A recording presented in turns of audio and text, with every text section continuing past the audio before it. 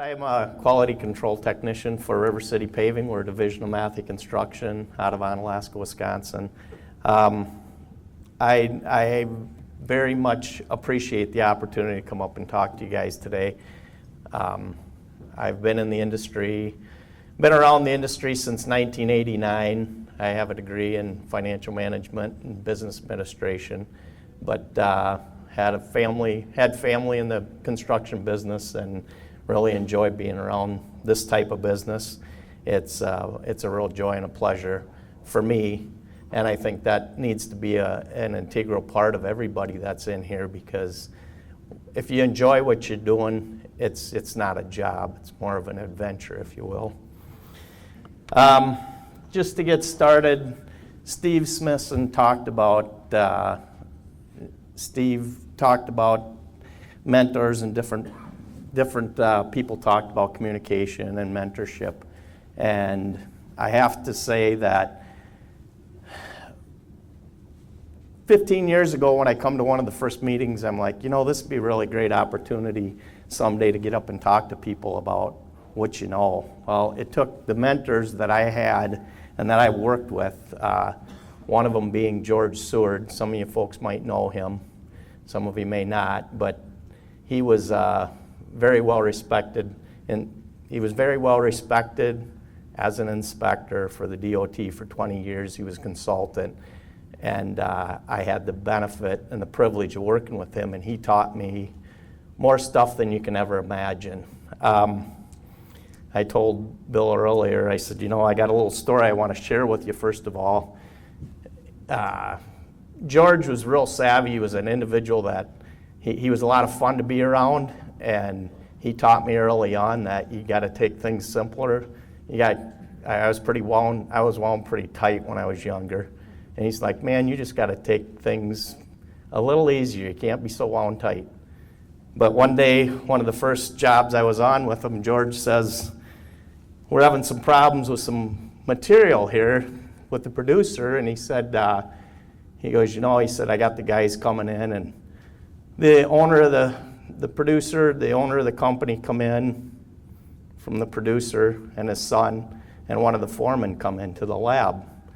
And George's real savvy about knowing what to do with mixed designs and what to do with the material that we were using, and we were having problems with it. There was some segregation and the material was dirty. So the son of this owner of the company started babbling on and trying to tell George a bunch of stuff that George wasn't taking. And he looked at the gentleman and he said, you know what? He said, you can shit the fans, but you can't shit the players. Get the hell out of here. So with that being said, that stuck with me my whole life. You know what? I'm not up here to blow smoke to anybody. I'm just going to tell you what the things that I do. A lot of it's a repeat of what this morning was with some of the folks, but that's all part of it. What does it take to be a certified plant inspector? Well, we got to go through some training certification through the DOT. Aggregates levels 1 and 2, HML level 1. You got to have some skills. You got to be able to work with people. Common sense does go a long ways. George I said, you know what, if there needs to be something done, he said, just keep your common sense in the front of your mind. He said, things will work out. Communication skills, everyone talked about that today. Part of the communication skills that we've discussed had to do a lot with trust.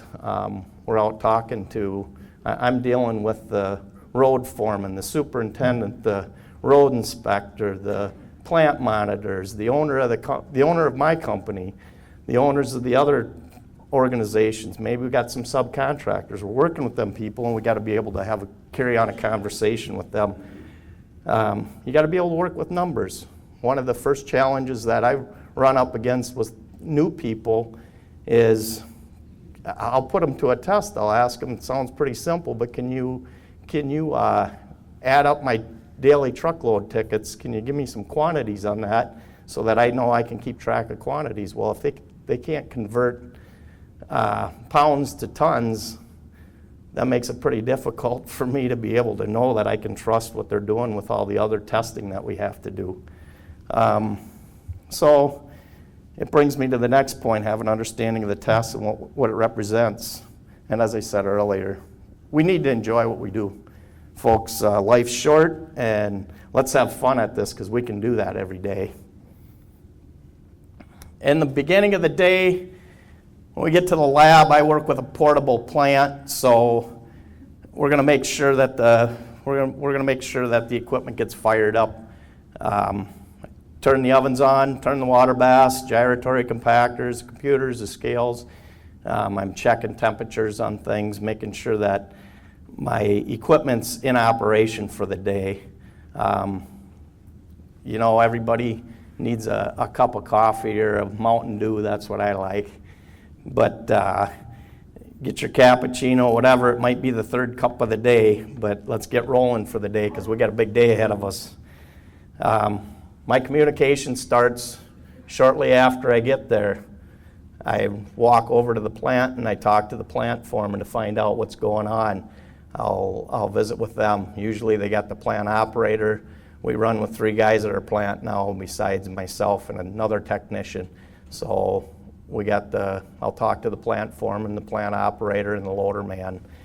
And we'll have a conversation about what's going to happen for the day. A lot of times my plant foreman's got a dry sense of humor. He said, I don't know, you need to call the road. So what do? I pick up the phone and I call out to the road to find out what crunch our plant foreman's got planned for the day. You know, if he tells me he's going to have 3,000 ton, but of that 3,000 ton, he's putting 2,000 ton of intermediate down or 2,000 ton of base, and then he's going to go to surface. Well, guess what? I know then I could potentially have 6 tests to run for the day. I have to be prepared, and I have to help the technician that's helping me be prepared for this. We've got a lot of work to do. If it's 300 ton and we're doing intersections, we might have a gravy day. That's all right too. So I visit with them guys. I call to the road, we get that info. I visit with the loader operator every day. We got a new asphalt plant this year. It's a very nice plant. We've got a new Aztec plant, and you know what?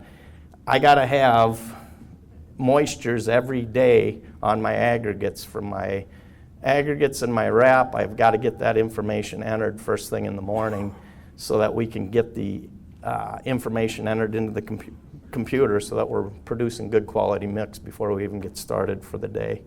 And I get that information sent off to them. That's all before we even fire up the plant. Once the plant's fired up, we get things rolling. Obviously, if I know what I got for tonnage, I'm going to be getting everything entered into the computer and get things started. I go outside when the plant fires up and we'll do a walk around. I usually make sure the bins are running okay, check everything out. I'll go listen to the pulse in the bag house to make sure everything's running okay with that.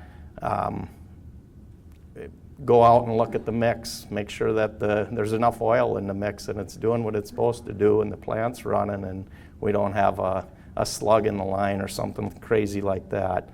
As I'm doing this, as I said earlier, truck drivers, they don't like to see inspectors come around, but I do go walk out to the back.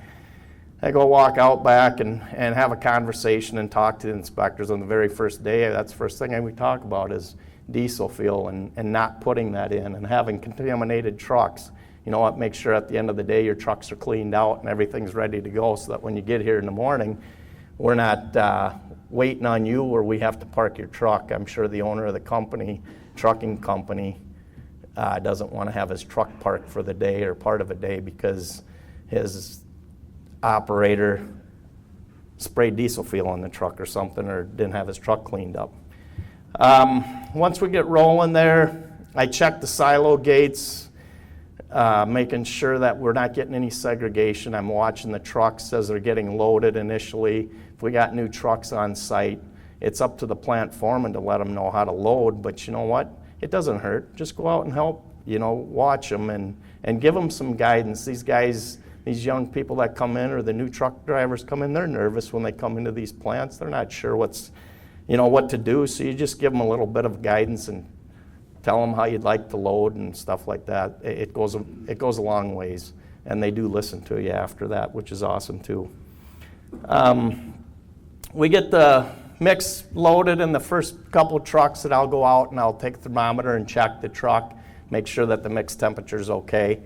I go walk back into the plant, verify what I got for mix temperature, Bob's getting in the plant, checking the AC temperature at the plant, making sure the readout's okay. I've got a few different spots I can do that on, which is good. Besides that, checking the loadout tickets to make sure that the plan, project number, the mix design number, and all the necessary information's on the ticket.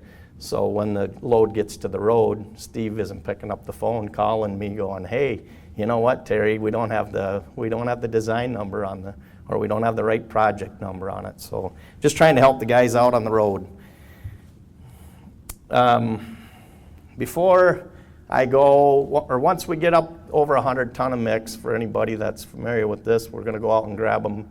We're going to grab an aggregate sample. I'll go back out and double check just to make sure that everything's running okay with the bins. I want an accurate test, so I'll go out and grab that sample, and I'm not going to go up and swipe that and bing, bing, bing. I got 3 swipes, I have my sample. I'm going to stand around up there a little bit and pay attention to what's going on with the plant and get a good representative sample. That sample is going to be witnessed by a plant monitor or another party that's either a contract, independent contractor. We're going to have that sample witnessed, and it's going to be split, and the sample is going to be sealed with the secured per the IDOT specifications. We can also, the plant monitor be in there, we can take a sample, asphalt cement sample. We don't allow, at our location, we don't allow the monitor to take the sample. We take the sample, and then they seal the sample. They witness it and seal it. As we're going through here, as the guy said earlier, the plant monitor is going to have the information after you've told them in the morning how many tons you're going to be producing. They're gonna tell me, "Hey, you know what? We've got a 2,000 ton for the day, and you need to take your first sample within the first 500, and your sample point's at 275. You're at 200. You need to go to the road." We're gonna go out. I'm gonna go out to the road, or my other tech that's with me is gonna go out to the road and take that sample according to the specifications of the DOT.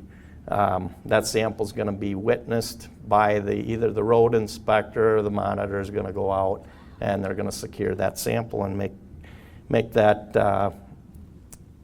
and I'm going to bring that sample back, split it down, and test that mix.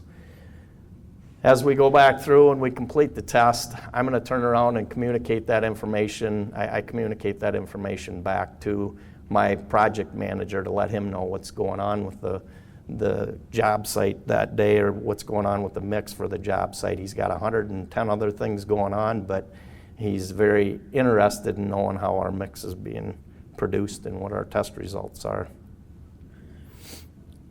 This core sampling and testing, I'm going to whistle through this piece, but I've got some more information here that I'm going to go into detail on core sampling as we go through here. As the guy said earlier, we're going to go out and cut cores. We cut cores early in the day, prior to the run of the early in the AM. At the start of the next day's production, are based off a time that's agreed upon between us and the contracting authority. They're secured by a representative from the contracting authority and delivered back to the lab for testing. I like to fill the core holes if I can. Out on the road, I have a sample box. I go out to the road, I fill the box with mix. When I get to the road, I take a sample out of the paver, or take some mix out of the paver and fill the core holes if I have time. Once we have the cores cut, we run them. I bring them back to the lab, we get them ran, and then we report them out on the daily plant report. Once that's completed, I'll chart it and this way it'll tell me what kind of incentive or disincentive, if that's allowed on the project, what kind of information we got there. This is a little more detailed here as far as sampling compaction of pavements. I have to give credit to Renee White here from DMAC. These slides are some information that she sent off to me that I thought should be incorporated. The important part of the testing of the cores and the cutting of the cores, you know what, guys, this is how the contractors are getting paid. This is the representation for the contracting authority on what we've done and what we've put out there. They produce the random sample locations for us. Our job is to go out and cut them and make sure we're in agreement with what happened out on the job. The agency inspector will use a template and mark out a 16-inch circle on the finished pavement. Most of the guys that have been out there long enough realize what's there, and they're all pretty good about it. I've had times where they've put a circle out there about 8 inches, and you know what, after you've been doing this, and I've cut, I don't know, I'm right around 20,000 cores now that I've cut.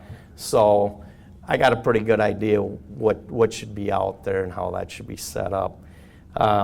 As noted here, the core diameter specifications require the cores to have 4-inch minimum diameter for cores taken from the traveling portion of the pavement and a 6-inch minimum diameter for joint cores. Core bits need to be kept sharp. That allows you the opportunity to make sure you don't damage any of your pavement that you're cutting. This notes that there's truck-mounted core drills typically used.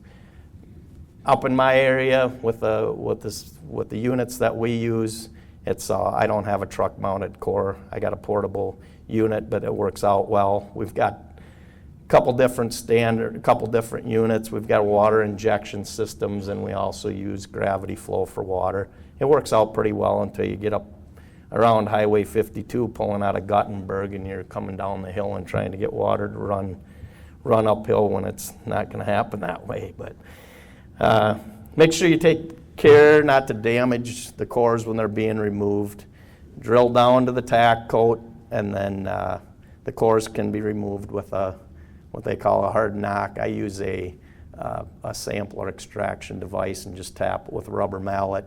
If it don't come loose there, I get out a BFH and make sure we get her out. That's not what I do. You can just see there, that's just a core taken out, full depth core taken out. When they couldn't get to when they were having problems, they basically cut her through the other lifts, and then that's got to be trimmed. Cutting the joint cores. This is a newer thing for all of us. It's been a challenge for some folks, but we've also had the opportunity to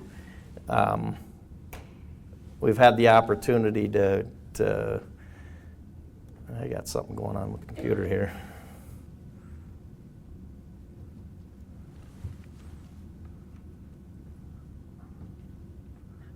Hold me up here.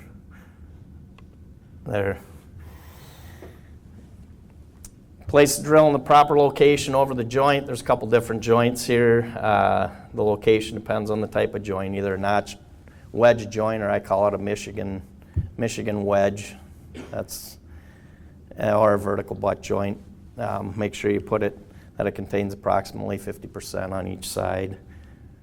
There's a sample of the notched wedge joint. As you can see, they've got 4 inches from where the joint was placed. It's moved in an inch, and then you got your 6-inch core there.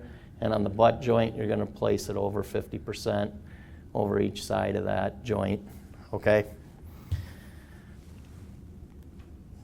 Cores can't be removed, as I indicated. You're gonna take and drill the full depth, and the underlying layers will be removed. We take them off at the lab. Very important point right here, as noted by the Iowa DOT. Measure the cores before they're trimmed to determine the thickness of the representative layer. Specification requires that cores cut from the travel lane be between 70 and 150% of the intended mat thickness in order to be a valid sample. So if it's a 2-inch lift, you're going to have 1.4 to 3-inch thick core, and you're going to be within specification on that. If cores too thick or too thin, a replacement core must be cut, and in this event, do not cut from within the circle template. Move away to an alternate location which is determined by the engineer or agency inspector. So I've had situations where that happened and the road inspector was like, you know what, yep, you're right, we need to move it and get it to a point where we can get the appropriate thickness. It does impact your quality index. So you guys want to keep an eye on that. Core thickness requirements for joint cores. There is no thickness spec. It doesn't apply to the joint cores. Joint cores are measured and tested regardless of their thickness. Always check your cores that they're not damaged. Damaged cores can't be tested or shouldn't be tested. Typical damage includes cracks, piece that broke or fell off while you were taking the sample out, or a dented or distorted while prying out of the hole. If the core is damaged, a replacement core must be cut. If the thickness is okay, cut the replacement core from an alternate location within the 16-inch circle if possible. Both the contractor and the agency's inspector must agree that a core is a good core. And once you get back to the lab, you can't decide, well, that's not a good core after it's been run.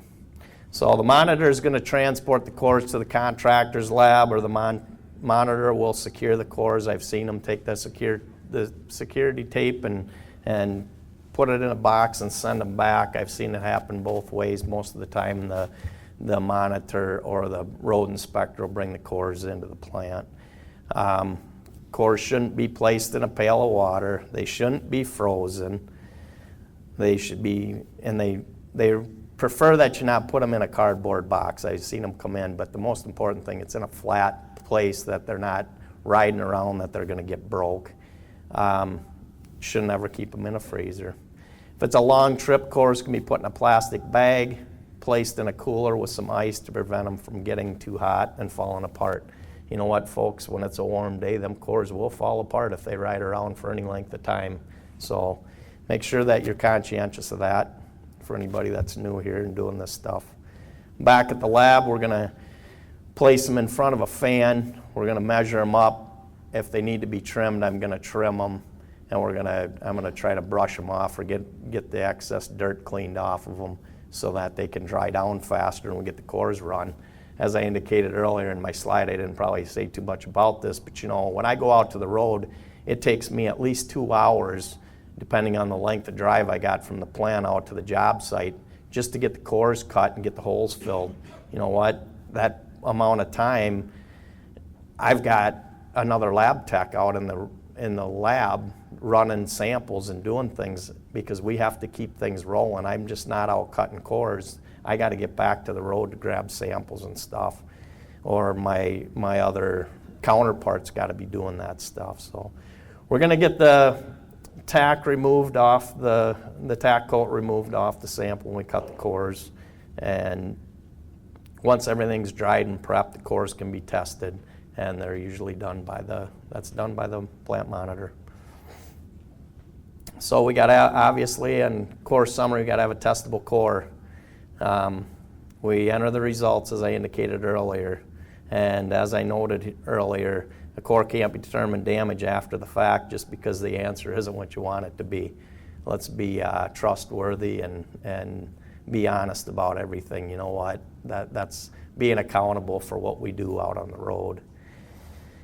There's incentive and disincentive payments that's attached to the results of the core testing. That's going to be shown out there. It shows up in the charts, and it's very important to ensure that the cores are treated very carefully. That's why I went in and used these slides, because it's that important. I mean, this is how we get paid, folks.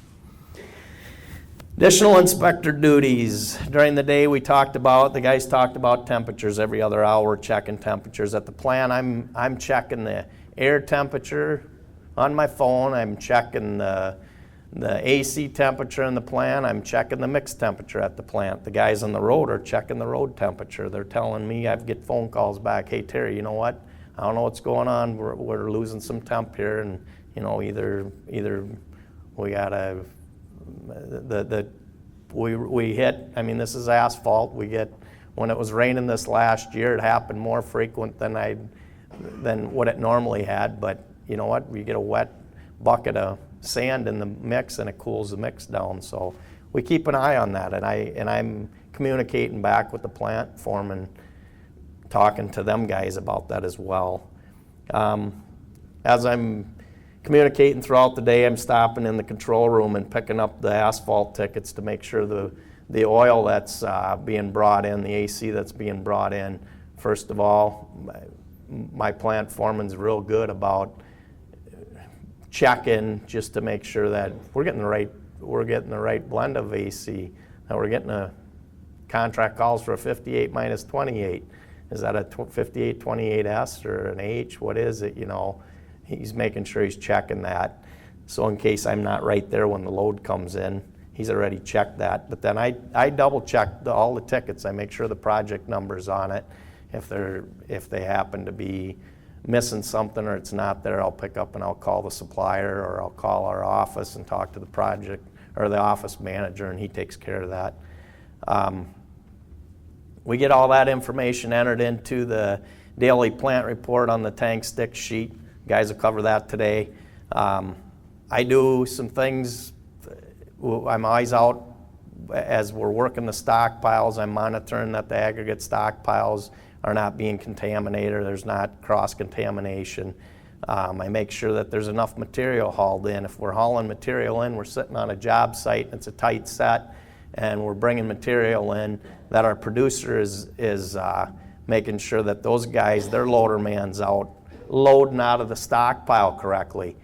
That makes a difference. All of a sudden, if one day my gradation's on the fine side and the next day it's on the coarse side, and I'm seeing it in my pile, there's times where I'll just hop in my truck and I'll go out if I don't have too far of a place to go, or I might pick up the phone and call Denny and say, hey Denny, why don't you stop over there and see what's going on?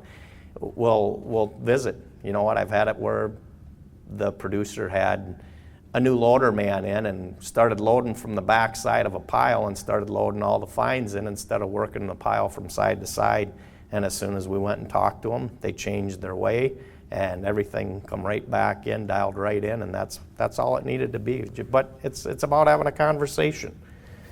I'm keeping track of the delivered aggregates, so I got an idea. Our plant foreman does a good job on looking at the stockpiles and monitoring what's there, but I keep track of the stuff so that I know what's being brought in. I don't want to have an extra 500 or 1,000 ton delivered on the job that we're going to have to pay from a producer being delivered to the job site. That cuts into profits and stuff as well. So I always want to make sure our product's consistent. As I said, I'm checking load out procedures at the plant. I'm checking with my loader operator and the producer stockpiles. Throughout the day, as I'm testing the mix, I'm analyzing to make sure that my voids and everything are coming in okay. If I run into a problem, I'm communicating back to the project manager what we've got for test results, and if I'm seeing things are going south, we're already having a conversation about what we're going to do to correct that situation. I'm certified in HMA 1 and HMA 2, so I'm familiar with the mix design process, and I have the abilities and capability of making a mix design change after working with some of these other mentors of mine. They've taught me a lot of things in the industry and what I need to do and what I need to look for. I've been fortunate to have that, and I hope someday that I can have people stand up here and say the same thing about me, because I like to share that information. Scale checks. On the very first day of production, we do a scale check to verify that our silo is within specs. Now, our silo is calibrated at the beginning of the season and checked and at the beginning of a project, but I always want to make sure on the very first day, as noted in the DOT specifications, we got to do a scale check for the monitor, and then I do it periodically throughout the project. But I want to make sure that we're in spec. We don't want to be sending mix out to the road that we're not getting paid for, but we also want to make sure that everything's accurate so that we have correct yields and everything out on the road. It's a good second check here, and I like to do that at least, depending on the size of the project, I still like to do that at least once a week if I can. I might not need to, but I do. At the end of the day, we've got some duties. I'm checking over at the plant. Once we're all done for the day, I'm looking at our production results and collecting the daily production reports from the plant foreman. Gives me the total of mix produced, the mix shipped, and the end of the day meter reading off of the plant, so we know how much asphalt cement we use for the day.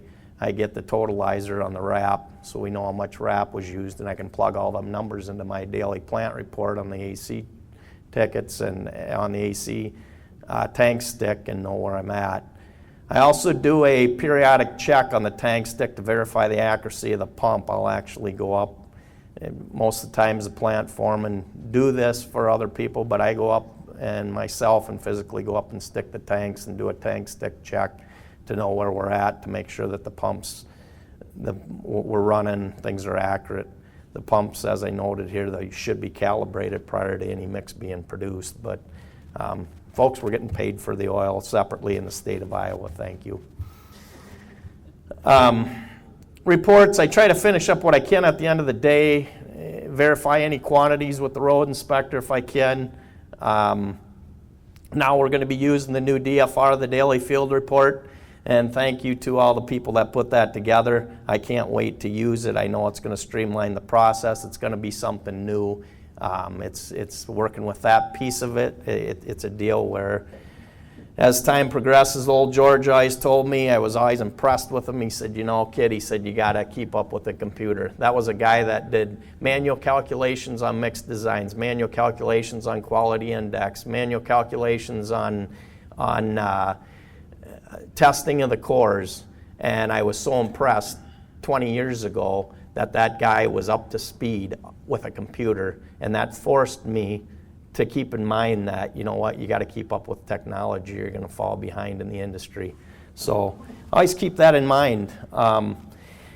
Housekeeping duties. I've seen some horrible labs, some situations where I walked in my past experience, as these guys had said earlier, you know, I've been in the industry 15, 20, been around the industry for a lot longer than 15 or 20 years, but been in and out of the industry for 15 years or so. And I was a inspector for an engineering firm, and I walk into a lab and you wonder how they can get anything accurate on their tests. Well, I'm pretty adamant, and you can talk to Denny, I think he would attest to this. We clean all our testing equipment, we tidy up a lab. We use very, very expensive equipment, and we need to make sure we take care of it.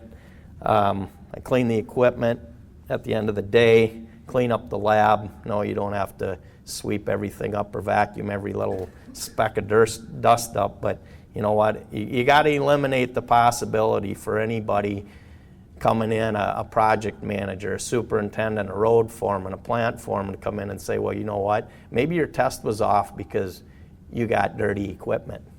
I never wanted anybody to come and tell me that. So I just made sure that our equipment's clean. We've had scenarios where equipment got left on, and we've had some situations where we've had fires, and I've seen that happen at different locations, maybe not so much within our organization, but I've seen it happen. So you need to make sure you shut off all your equipment and eliminate any possibility for fire hazards. When you're working on a portable plant, we're switching power, we're jumping over to generator power and stuff. We're always hooked up there, so I want to make sure that I don't burn up my computer or anything like that. We got appropriate surge protection set up in the labs. And at the end of the day, I'm gonna talk to the project manager. We're gonna talk about what happened for the day in the lab and how things went, what our test results were. That's what they're most concerned about. And you know, I want to make sure we did a good job for the day. Also, I'm gonna ask what are we planning for tomorrow? If it's not raining and it's sunny and 70, well, what are we doing? I want to get ahead of the game if I can. I know if I can sleep in the morning or what I need to be prepared for the next day. Just a little note on some troubleshooting. Any mix design changes, in the event that there's any mix changes necessary, the inspector should call the project manager. And I do that. I contact Denny, I call the QC manager. If I got an idea usually myself when I go out and I talk to the guys, this is what I think we should be doing, this is what's cost effective, this is what makes sense, this is what's the best quality, this is what's going to make for the best road. If we make a change, this is how it's going to impact our results. A lot of people that don't have a lot of experience need to pick up the phone and call that QC manager, call that project manager and have a conversation with them. We're fortunate within our industry that I can, and within our organization, within the Matthew and the River City Paving organization, I can pick up the phone and there's a lot of people that know what to do and what needs to be done. And right now, a lot of times they do look to me for an answer on stuff. So I try to share that along the way. Any consideration of any aggregate or AC mix change, whether it's an increase, decrease AC content, we need to make sure we review that and the impact it might have on the project. Field inspectors should be made aware of the change. We need to let the district materials engineer know. If we need to let them know what's going on. Usually the plant monitor will let the field inspector know, and the field inspector will let their folks know within their office and stuff if we're going to be making some changes. If it's a small change, it's going to be documented on the daily plant report. Big changes get documented as well, but depending on the severity of the change, we may need to get an approval if it's a significant mix change. So we got to be talking to people and letting them know what's going on. In the event there's any lab equipment malfunction, if it's something that can be fixed, anybody that works in it, fix it. Make sure it's fixed. Don't have any problems with your mix because you failed to fix a piece of equipment that was easily fixable. If it's something more severe where as an example, the gyratory compactor quits working, it just stops, breaks down, and you've tried to reboot it and tried to do things, you know what? You better be on the phone with the project manager and letting them know what's going on, because if a solution cannot be found, the job's going to have to be shut down. And in order for the job to continue, a solution's got to be found in order for the plant to continue to run. So you got to stop the plant. And that's not on a nice sunny day in the middle of the summertime when you're planning on putting 5,000 ton of mix down or 4,000 ton of mix. You better have some answers before you keep running, because we got to have test results. I'm just threw this out here. I don't know how many plant inspectors we got or how many plant foremen are in here today or anything like that, but when there's a plant equipment malfunction, it's not in the lab, it's out on the plant. The trunnion on the drum breaks, the drum quits rolling. The belt, you had a big rock get dumped in somewhere along the line. Big rock got dumped in a bin and it tore the belt on the bin, and you got to stop. You know, you got to be aware of the problem. You got to know what's going on out there. That's why we're out checking things. And it is the plant operator's responsibility to know the road, notify the road foreman and the project manager. But just be aware of what's going on. And if you can help, help, if that's allowed within your organization. Just a few last closing notes here. And I've used this. Old George taught me in his infinite wisdom. He always told me, he said, you know what, kid, one's a test, two's an answer. He said, you know, if you're pretty close and your voids are, you got a target void of a 4.0 and you're running a 3.8 and a 3.8 and a 3.8 and all of a sudden you blow a 4.7, don't get too excited. Things will probably level out. Maybe that sample got taken right after the plant fired back up for the day. Don't be too quick to judge it. You know, if you're starting out and it's your very first test on a project and you shoot a 6.0, well, you better be leery about that one. But as I noted here, it might be a fluke in that test if everything's been running consistent. If you got time to grab a second test, go grab that test, get your test results if you can get it done, and check to make sure that you're not going to get put in jeopardy of being penalized. But get that second test run before you make a change. Don't make that change too quickly. And if you don't know, call the QC manager, call the project manager, let them know what's going on, and they can kind of help you guide you. But the project manager, QC supervisor, as I noted here, each situation has its own set of rules, so you can visit with those folks. George Eyes told me, he said, you know what? He said, when everything's going well, he said, look out. He said, something's going to happen. He said, everything could be running smooth for 4 or 5 days and you're having a great day. And he said, something's just going to happen because it's asphalt, he says. And for a final note here, I just want to make a note here. Dumb questions. In my eyes, there's no such thing as a dumb question. There is a lot of intelligent people with a lot of common sense in this industry, in this business, that have an answer, a solution to an asphalt problem. Don't be afraid to ask them. The question you don't ask may end up being the very most expensive problem you've ever faced. Thanks a lot. You guys got any questions?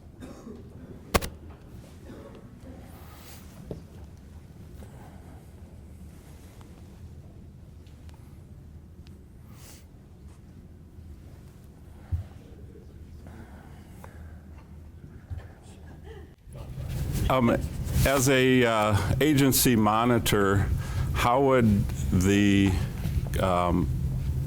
contractor prefer, if he comes into the plant, sees an issue with stockpiling or diesel potentially going into a truck or something like that, what is the proper way to address the contractor? If you know the CPIs are slammed with testing and everything like that, what is the preference or the proper way to address an issue? Everybody hear that? Just wants to know if there's a situation occurs where monitors in the plant and they determine that there's some issues with segregation or degradation, or you got diesel fuel in a truck, they see a truck that comes in. What should be done? Who should they call? What should they do?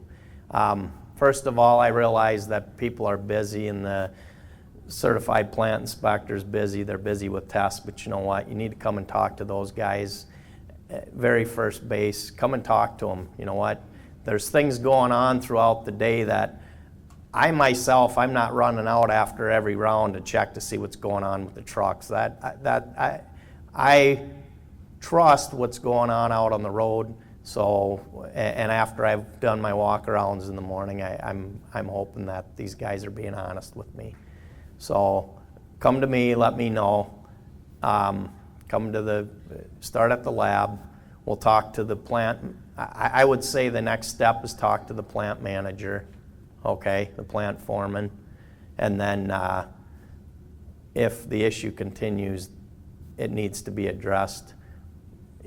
You can call the project manager or the superintendent and let them know that, hey, I talked to the plant, I talked to the lab guy, I talked to the plant foreman, and I'm just letting you know what's going on, and if I see this going on further, we're going to have to take some action here, depending on the severity of it. You know what, I've had to pull trucks off. My plant foreman doesn't like when I do it. He actually gets really peed off. But you know what? I'm not going to let that happen, because my integrity is extremely important, and the trust that I've built with everybody out on that road, the QC managers and the superintendent and the monitors at the plant, that's important to me. I want to build a quality road. I've seen what happens when things aren't done correctly and the end result shows up in the road.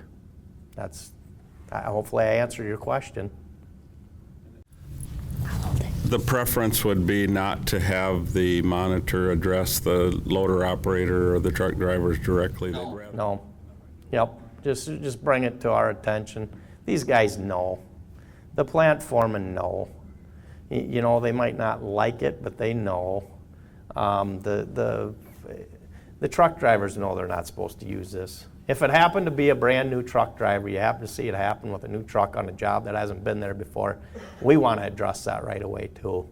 Maybe I didn't know that guy come in. He might have been the last truck loaded for the day, and I'm used to seeing 12 trucks on the job, and now I got 14. I got 2 new trucks. So then let me know. We'll go out and talk to them. All the truck drivers know when they work with me, if I come out and I talk to them about something, they know that it's going to hit the fan, or they're going to do what I ask them to do, because otherwise they're going to be parked. You know what? I'm out here to build a relationship and keep things rolling, but we all have a job to do, and their job is to haul mix and do it according to the specifications that are laid out, and I'm pretty adamant about that. Okay? I've made a lot of great friends in this business. Meet a lot of new people every day. If I've never met you and you want to visit with me, stop and see me. I truly enjoy this business. I have passion for this business, and I thank everybody for giving me the opportunity to come up here and talk to you guys today about this. Before he steps off, any additional questions? Thanks a lot.